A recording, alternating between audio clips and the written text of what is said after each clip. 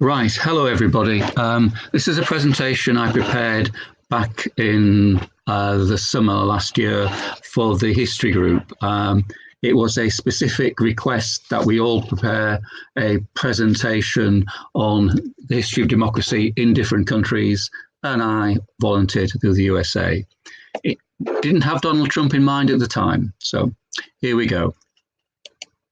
So I started off with a definition of democracy, something I could work to, and I came up with this one, which I split into three parts. So democracy is a form of government in which the supreme power is vested in the people and exercised directly by them or their elected agents under a free and fair electoral system. So that's my definition, and I've broken it up into three chunks. So here we go. So where was supreme power vested in the... Sorry, Cam. Chris Robinson's just come up with serious echo. I'm getting a very, very tiny echo. Okay.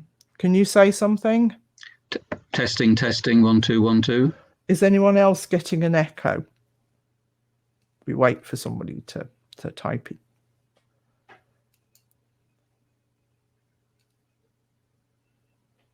Anyone else getting an echo?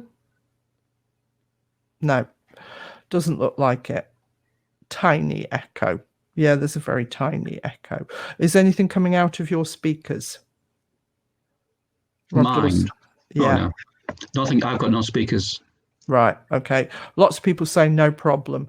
So I think, Chris, well, we'll carry on from here.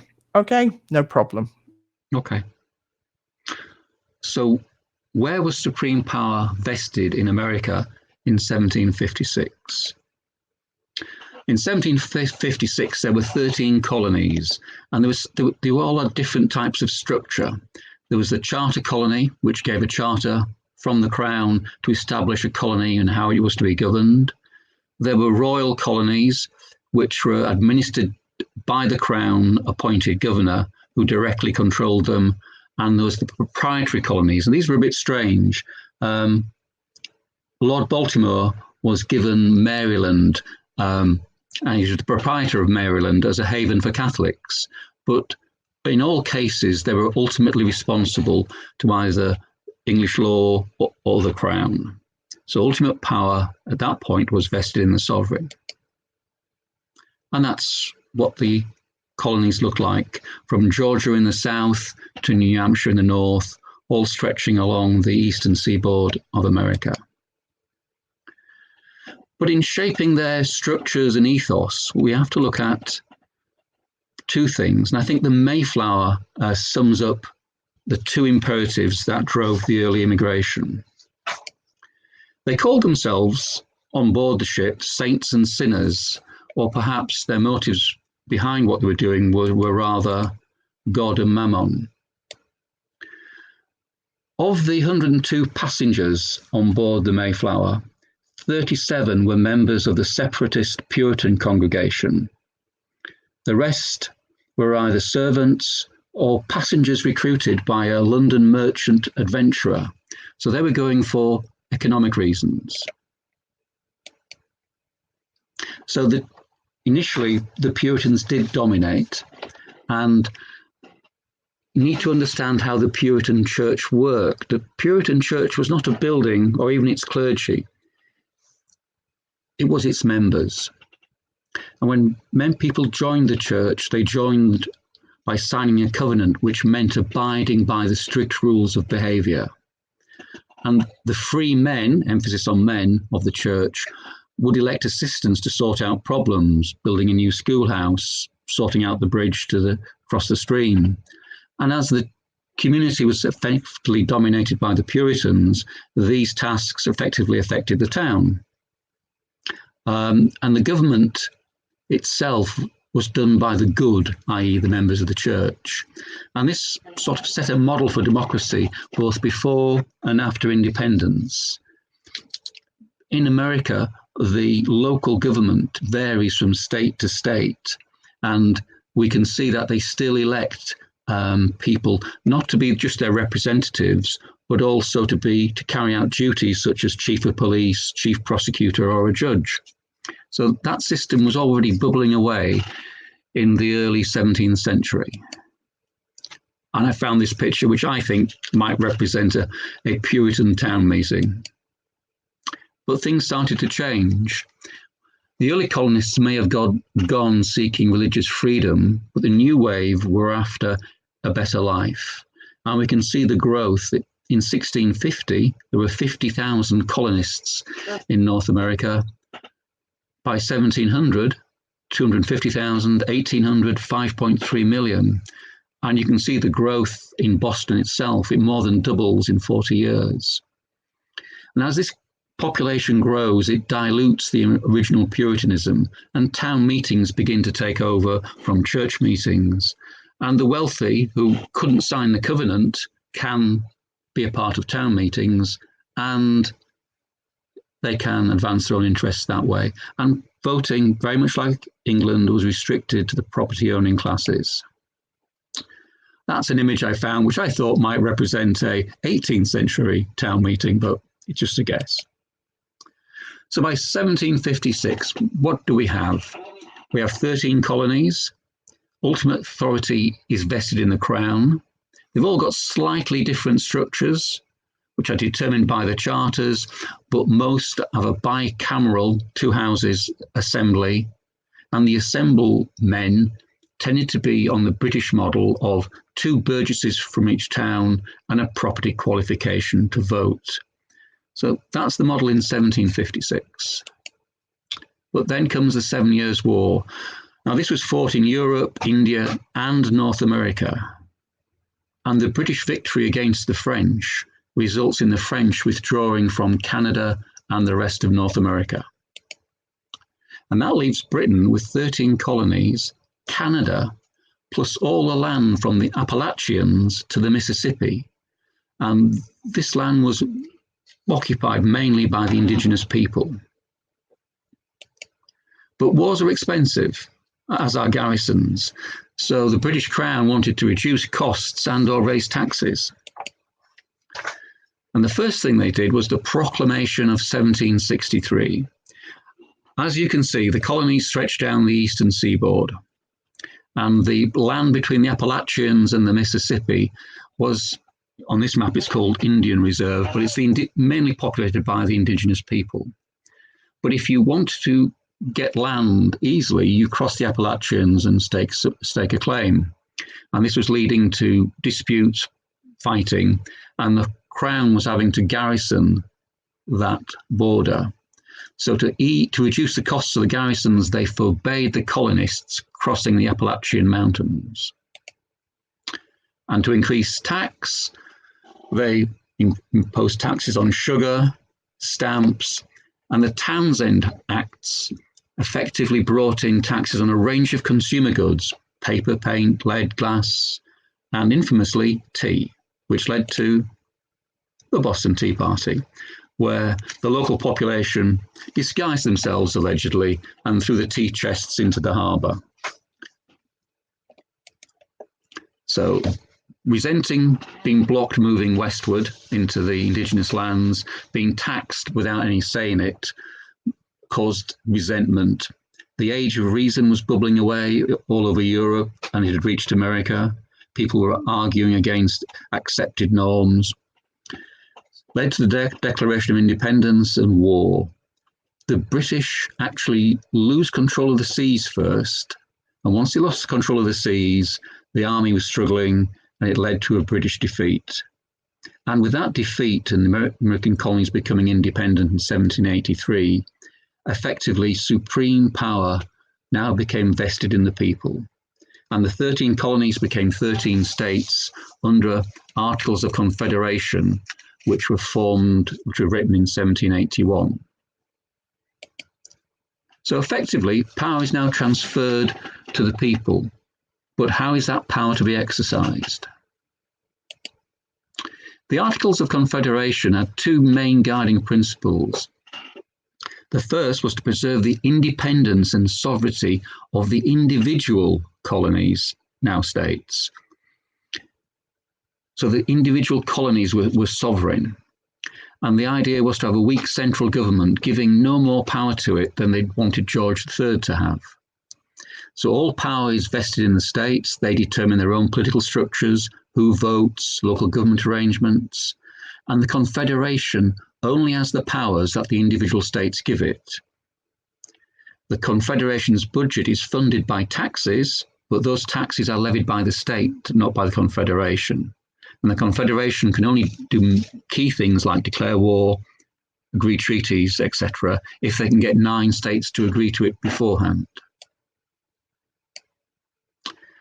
So in May 1787, there was a convention in Philadelphia called to revise the Articles of Confederation and fix the problems that were starting to emerge.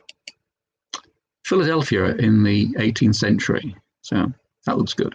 I think that's the building that they met in.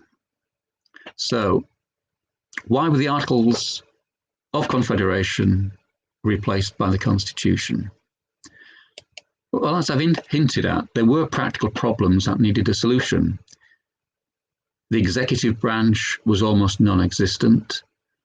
The central body could borrow money, but couldn't tax to repay it. There was no common judiciary. Internal customs had started to be levied between the states. Different currencies were starting to emerge. And the articles could only be changed by consent of all 13 states. So there were good reasons to replace the Articles of Confederation. There's an alternative view. Some see the Constitution as a counter-revolution. Now, turning to that, there had been a war, the War of Independence, and this war in particular, but other wars have done so as well, have led to an egalitarian impulse. That the results didn't please lots of people. In New York, for example, there were gangs of people jeering ladies and gentlemen as they made their way through the town, mocking any sign of elitism. In Philadelphia, there were complaints that citizens were being accosted by gangs. And in Massachusetts, people were saying the mechanics have too much power. So there was this sort of unease in certain sections of the community that things had got out of hand. And there was a problem with the economy as well. Before the war, there had been subsistence farming was the basis of it. But the war had been a boom time for the Western farmers. At least 2 armies marching around the country needing to be fed, needing food and supplies. And these armies were buying food off the farmers for promissory notes and scrip, not hard currency. And the farmers were booming as a result. But when the war comes to an end, there's a post-war recession. The armies aren't there buying things. Debt and loss of trade is significant. But the Eastern banks who funded the war, who borrowed money from overseas in Spain and in France, had to pay back Spain and France in hard currency. So they wanted their loans that they'd made to farmers repaid in hard cash. And clearly the farmers with promissory notes and scrip can't pay. So it leads to lots of foreclosures and farmers kicked off their land. Caused problems across the states, but in particular in Massachusetts, there was a rebellion called Shays' Rebellion. It was fairly easily suppressed, but in the subsequent elections to the state legislature, people were upset about the farmers being dispossessed. And they elected a legislature that wanted to change things. And it resulted in a range of debt relief measures being enacted. They cut taxes, they placed a moratorium on debt repayments, focused state spending away from interest payments. So the majority of people had elected a legislature that was changing things and tackling the financial crisis on behalf of the farmers. So that's the post-independence experience. So back in May 1787, the convention meets and set up to sort out the problems of the Confederation, but instead they drew up a new constitution. Doesn't sound unreasonable, but They met in secret, and the delegates, when they got there, pledged not to report on the proceedings to the press, their states, or the public. In terms of the composition of the people who went, most of the delegates were privileged: planters, merchants, lawyers, and doctors. One wit said it's a convention of the well-bred, well-fed, well-read, and well-wed. And they were very comfortably wealthy. It's also pointed out that artisans, women, and black people were excluded. They were thought to lack independence of mind as well as literal self-sufficiency, essential for Republican citizenship.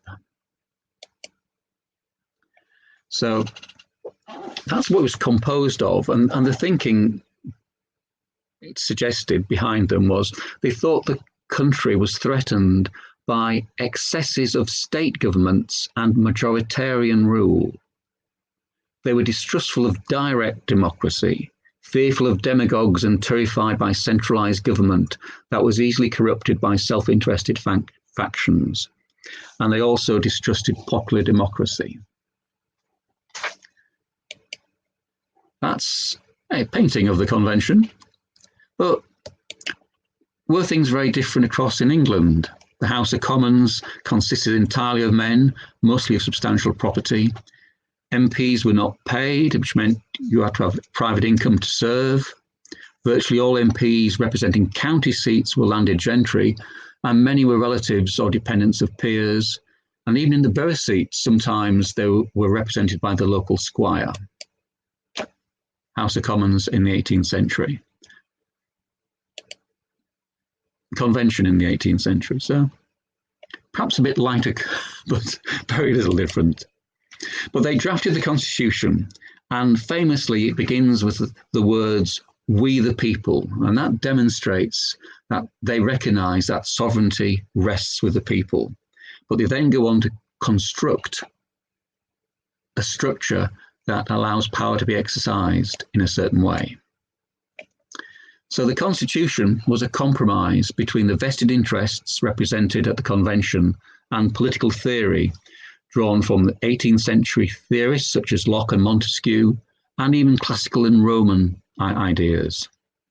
And as I've said, it referenced popular sovereignty in the first three words, but what it put in place were checks and balances to prevent excessive central government, given their experience of the monarchy, and measures to limit direct democracy to prevent the excesses of majoritarian rule that they'd experienced with the Articles of Confederation. So, to prevent direct democracy, the first thing they put in place was senators were to be chosen by the state legislatures, not by the voters. So, until the 20th century, 1913, the state legislatures chose the senators for their state. And the president was to be chosen by an electoral college. Hamilton, the person who turned the thoughts into the document, wrote about the electoral college: a small number of persons selected by their fellow citizens from the general mass will be most likely to possess the information and discernment requisite to such complicated tasks. So the idea was you elect people who go away and those people choose the president. However, by 1824, most states have appointed their electors on a winner-takes-all-the-votes basis, based on a statewide popular vote. I think only Nebraska and Maine, two very small states, retain the idea of it's a split vote and it's based on congressional district results. So that's the idea to prevent direct democracy. As you see, whilst the Senate lasted to the 20th century, it was only 1824 before they started bringing in some way of the popular vote influencing the presidential vote. That was Hamilton, the architect of the Constitution. The Constitution also brought in checks and balances to limit central government powers, and they based this on a theory of the separation of the three fundamental powers of lawmaking, executive, and judiciary. And these were developed by the theorist Montesquieu. So looking at it quickly and then going back and revisiting it.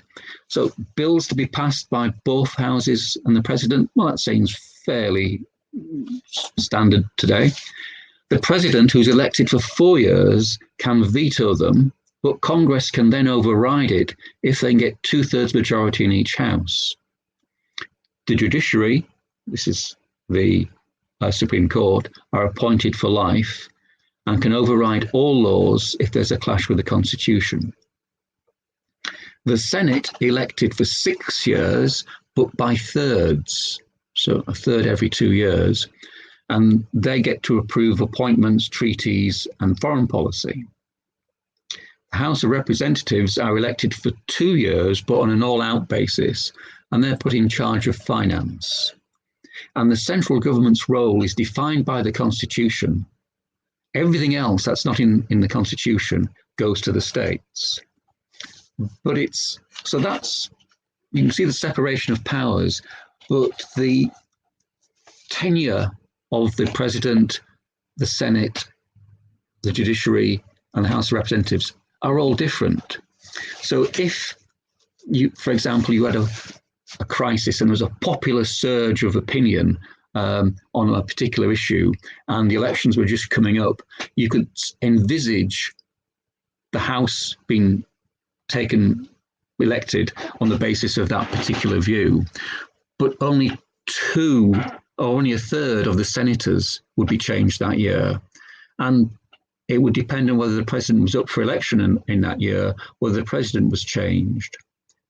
And even so, you still have the judiciary appointed for life.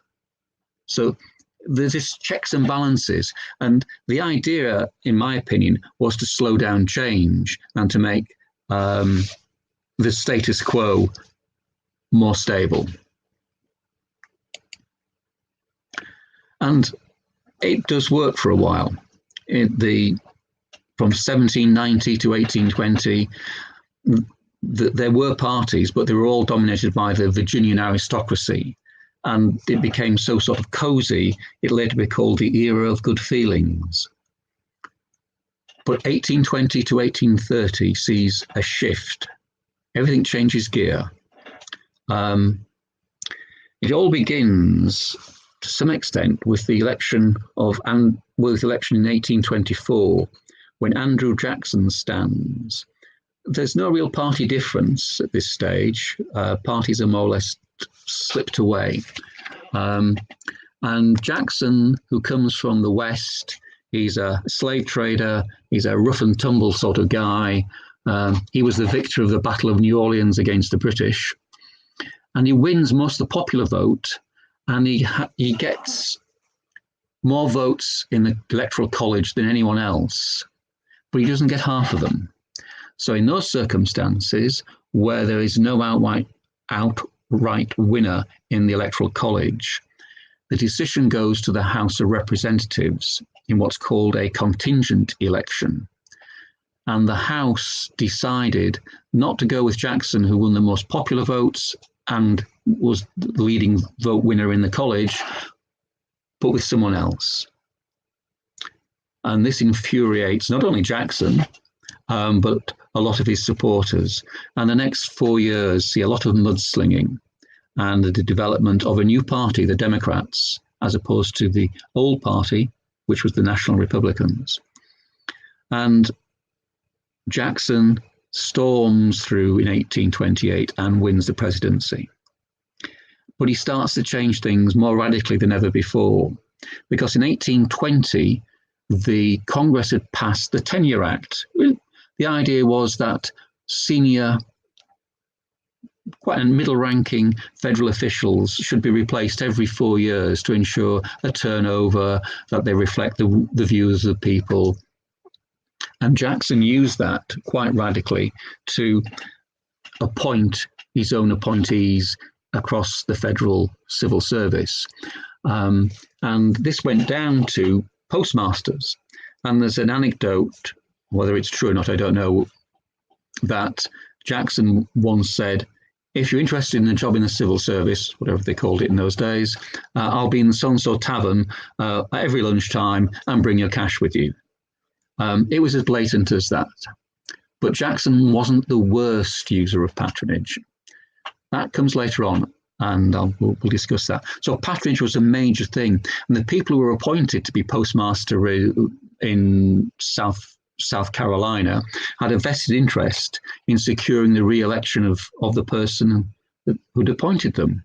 So there's one argument is that this system of patronage was a cheap way of funding political parties, but I can't I can't see that myself. But there was also at the same time a French writer traveling the States, and he was looking at how America worked, and he expressed that he was worried about the sameness, everybody chasing money, the tyranny of the majority. And he wrote, "The majority has enclosed thought within a formidable fence. A writer is free inside that fence, but woe to the man who goes beyond it. Not that he'll face the Inquisition, but he must face all kinds of unpleasantness in everyday persecution. A career in politics is closed for him, for he has offended the only power that holds the keys." So he was saying that there was a general consensus, and if you were inside that consensus, you were fine. But if you went outside and said something eccentric or radical, public opinion would swing against you. So we've sorted out that power is vested in the people, and the Americans have created a system for exercising that power. But is it exercised under a free and fair electoral system? So turning to the electoral system, I'm going to look at two issues, race and gender. And in the 13 colonies, as I said before, they tended to follow the pattern over here with a voting restricted by property qualification, either 50 acres or £40 of property. In some states, there was a religious test as well. A person had to be orthodox in the fundamentals of religion. But, just to reiterate, the US Constitution allows each state to determine its own voting rules. And in the main, it was restricted to white men with property, but not all. In 4 states, freed slaves could vote. Even, I think it was North Carolina, they were allowed to vote, but they had to have property. And in some northern states, such as New Jersey, women could vote if they had enough property. So that's the position really at the start of the USA. And from 1790 to 1850, there's a process of review, with most states dropping the property qualification. But it's not always with the most honourable of reasons. It did help delineate free white men from slaves. And, for example, in North Carolina, which had allowed free African Americans to vote in their state if they had property, when the state was formed, because of fears after the rebellion of some black slaves called the Nat Turner's Rebellion, the North Carolina state legislature disenfranchised all blacks. And at the same time, that convention relaxed the religious and property qualifications for whites, thus expanding the number of white voters. So you saw in the period from 1790 to 1850, property qualifications being dropped, but more black voters being excluded. The Civil War kicks off in 1861, and slavery is ended in 1863, not by an amendment of the Constitution or an act of Congress, but by an executive order of the president after the Battle of Antietam. And he goes on to abolish slavery in 1865. And he does this by passing an amendment. And that amendment is the ultimate in how the use of sales of office comes about. So I mentioned under Jackson that the Tenure Act had been used to get money in by selling offices.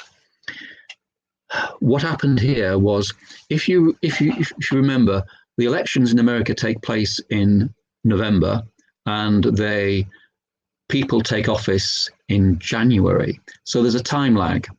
And so Congress, the people who were elected previously, know they've lost their seat, but are still serving in Congress. So basically, Lincoln got his agents to go around all the Democrats who had lost their seats and would have nothing. You would have to go back in the January, and said, "Would you like to be Postmaster General of Georgia? If so, vote for the 13th Amendment." So basically, this patronage was used to secure the 13th Amendment being passed.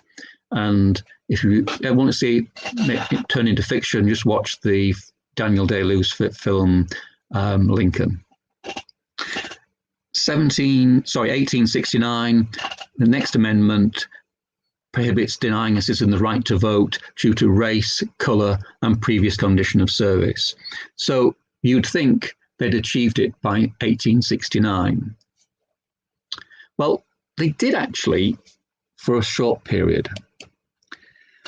From 1865 to 1877 is called the period of Reconstruction, which was basically the Union Army being an occupying force in the southern states, and they enforced the federal position.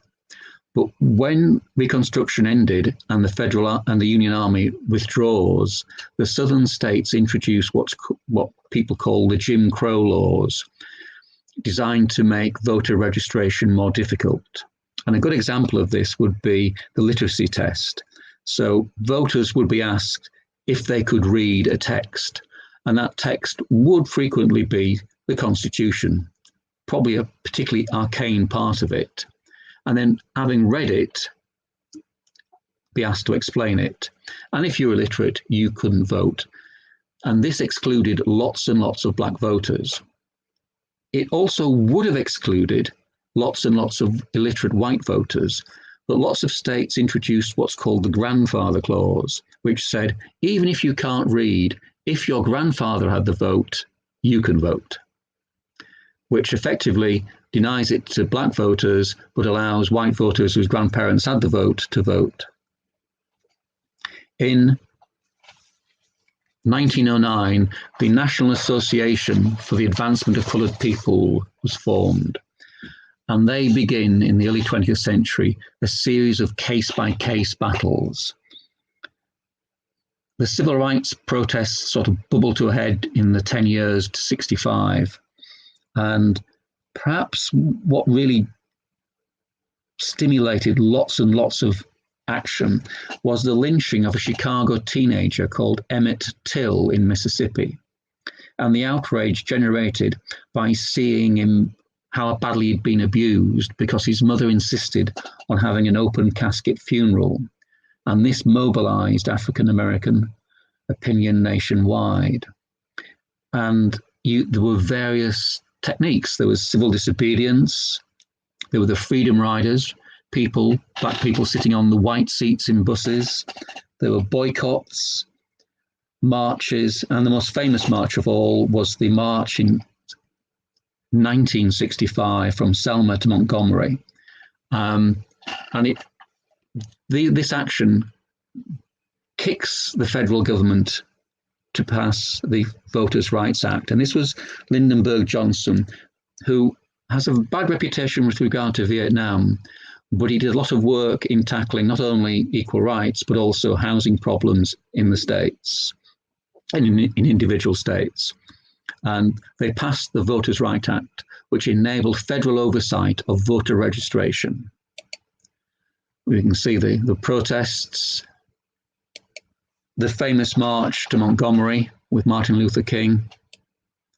But the real hard work was done on an individual basis, of people taking others to register to vote, and that's what made the difference once the Voters' Rights Act was passed. With regard to women, this starts to bubble up in 1848 with the Seneca Falls Convention, and they develop close links with the abolition movement. And during the Civil War, it gets lost, the impetus gets lost. And there were two organisations bubbling away on this.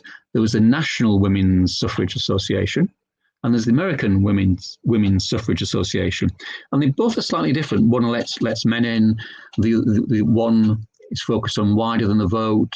So they're slightly different organisations, but eventually they come together and they start to focus the fight on a state-by-state basis, because the states control who votes rather than changing the constitution. And Wyoming was the first to grant votes to women, firstly in 1869 when it was a territory, and when it became a full state, it grants votes to women again in 1889. And the amendment was passed in the early 20th century, the 19th Amendment in 1920. But you can see the pattern. So the Western states, by 1919, women have got the vote in most of them for all things. And as you go further east, women get the vote less and less. So most of the original 13 colonies, they have no suffrage at all. So you ended up with a situation where some women who'd lived in the West and had moved to the East Coast found themselves losing their vote. And this is one of the demonstrations. So by this stage, we have a power vested in the people. We have a complicated but effective system of government, we think, and fair and free elections. Have we? So people have the right to vote, but the Voters' Rights Act, that's the federal oversight of voter registration, was gutted by the Supreme Court in 2008. And this has led, despite the court saying it wouldn't, has led to the return of Jim Crow type laws. Not as blatant as they were in the 19th century, but subtle things like how many polling stations do you put in an area? Do you put if you can influence how many people vote by how easy it is to get to a polling station.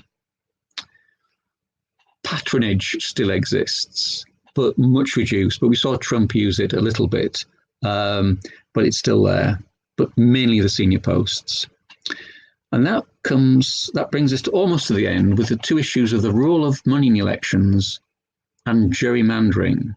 Gerrymandering is where you shape a constituency that best serves your interests. And remember, the state legislatures state the constituencies. And it's given rise to the expression broken-winged pterodactyls. So these are samples of strange-shaped constituencies in the United States. I think the Pennsylvania 7th is the broken-winged pterodactyl, but I'm not sure. But just, if you look at Maryland, the 2nd and the 3rd, those two constituencies fit round each other.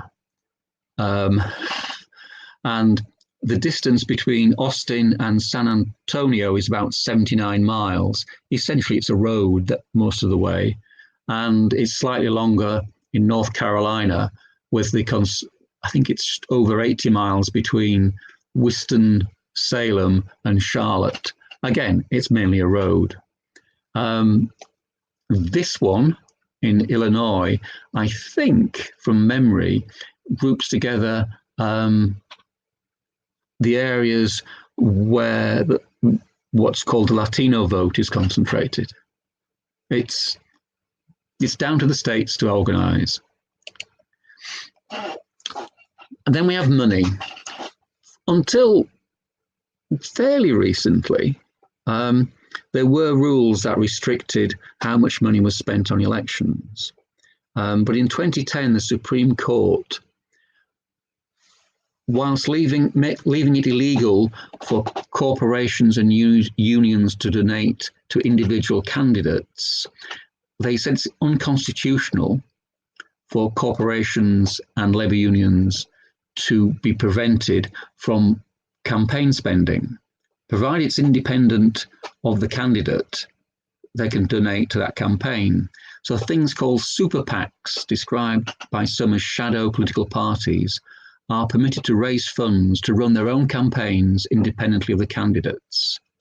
And these organisations are able to raise money from anonymous sources and are permitted to receive unlimited donations from the corporations and unions. And so we see spending has increased since 2010. And the projection is, those figures are billions, by the way. So in 2020, it's projected that the presidential campaign was 5.1 billion and the congressional races were 5.6.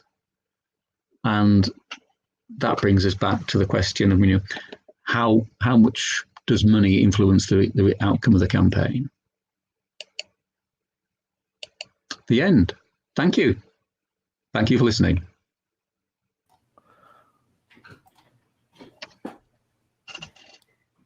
Oh, and I will just unfocus the screen. Yep, there we go. Thank you very much for that, Ken. If anyone's got any questions, can you put them either under the Ask a Question or in the chat? I have a couple of questions. You said the Voters' Right Act was gutted by the Supreme Court. When you say gutted, in what way? The Voters' Rights Act gave the federal government the power to oversee the registration of voters in the states. And the Supreme Court said this act has been in place for so long, the system's working so fine, you don't need it anymore. So it gave the states, the individual states, the power to sort out their own arrangements without federal oversight. And we've already seen in particular how they cite polling stations. They can put more polling stations in the areas that they want their party to win. But who instigated that gutting? Oh, I know the answer to the question if you ask about the money, but I can't remember the one on the, someone brought a case and took it all the way to the Supreme Court, but I don't know. The one on the money side about the unions and the corporations being able to fund independent campaigns, that was brought by a campaign group called, I think, Citizens United. So, but I'm not sure on the voter registration. Okay. Mark Flynn has asked a question. He says, the electoral college system gives an undue weighting to small states, often Republican. Are small states often Republican? Yeah. And how do we define small states as well? Does that mean a low population or physically small?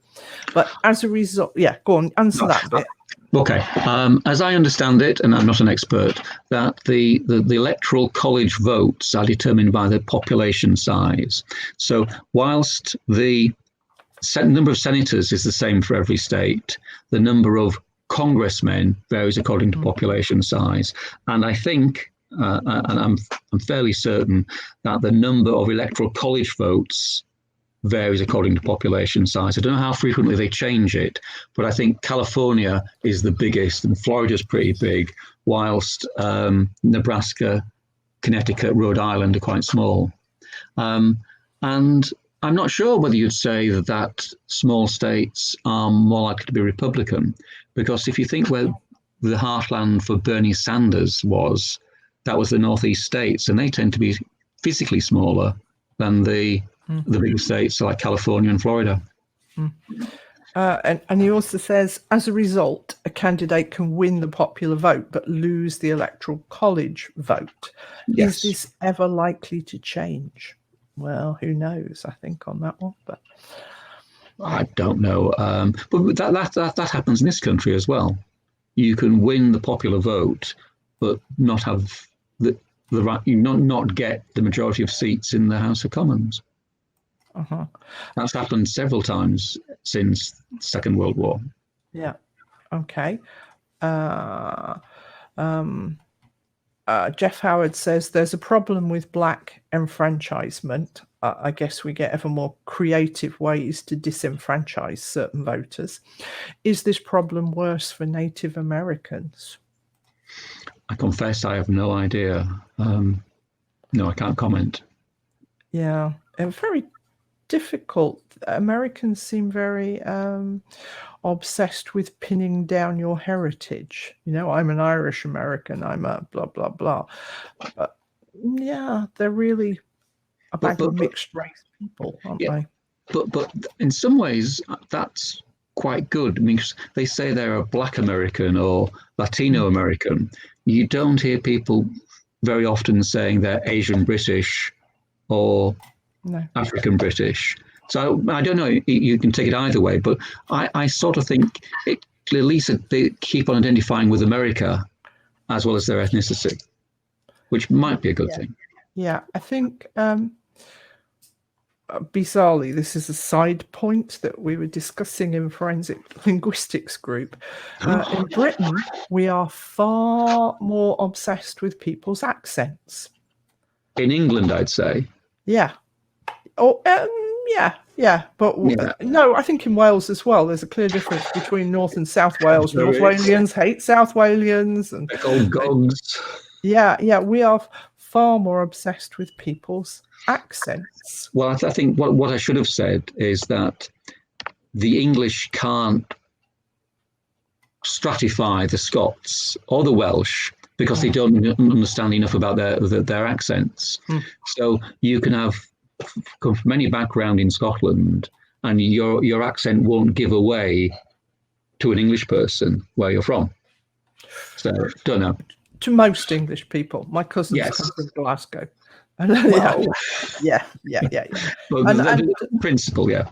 Okay, and I have in the UK we have the Electoral Commission, don't we, that draws boundaries, and this is something independent. Yes. Is there the same thing in the US? Is there any oversight to prevent gerrymandering? Well, no. The court can intervene. I actually think that one in Illinois was as a result of a court intervention saying the Hispanic voters, not Latinos, the Hispanic voters are disadvantaged because they live all over Illinois and therefore they can't have a voice as one. And I think it was the court required Illinois to actually do something about that. So there is a court oversight. Interesting. But there's no independent electoral commission? No, nothing like the electoral commission in this country. An electoral commission has to work to criteria laid down by Parliament. So during the coalition government, they changed the criteria about the size of constituencies. Then the electoral commission has to go away and work it all out, but it's independent of government itself. Yes, interesting. Okay, really good morning, but I'm feeling very constrained by the U3A's no politics rule. Well, I think they mean no British politics, really. I think I feel free to discuss other countries' politics. And plus, this is the history of politics. This is how does it get there today? And fascinating, especially as I've done some research on the 18th Amendment, which banned alcohol. This was a nationwide prohibition. Yeah. I'm amazed by that. So I do like a glass of wine. Yeah, but you're amazed that they banned alcohol. But no, I'm amazed they got it through. But it was at the right time. I mean, there was teetotal movement elsewhere in the world at that time. So it wasn't America. Certainly we had it in Chester. We've got the cocoa rooms, which you can still go and see. And that was supposed to give you an alternative to the pub, wasn't it? By the station, we've got the cocoa rooms, which is now a restaurant. But whenever they banned alcohol consumption immediately rose, didn't it? It didn't work very well, did it? Yeah. You could drive a coach and horses through most of these things. Well, we're now just over an hour, which is perfect. Thank you all very much for coming this morning. I did want to say just one more thing. The last event that we had, the false confessions, somebody asked me immediately afterwards, will it be released as a video? Will I be able to watch it a second time? We try very much to do that, but obviously this has to be recorded. You would then be able to view it again by clicking on the same link that you've just used. But I also download it, I edit it, I take off the first 15 minutes and any drivel at the end and any accidents, and then I put it onto our YouTube channel. So there should be 2 or 3 different ways of watching it, but it is always much nicer to have a live audience and one that asks questions. Right. Okay. So we have one last question. I think you can answer this personally. We don't expect you to actually be an authority on this. And it says, have you any views on why Trump thinks the election was stolen? Because he's spoilt. He's a spoilt brat. He doesn't like losing, and he's led a life which allows money to solve the problems for him. And there's no evidence that there was. That's not true.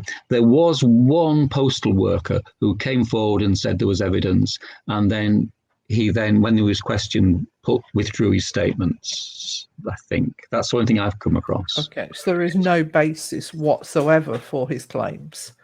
Not that as Joe Public in the street, not that I know of. No, no one has come forward with any evidence in all the court cases.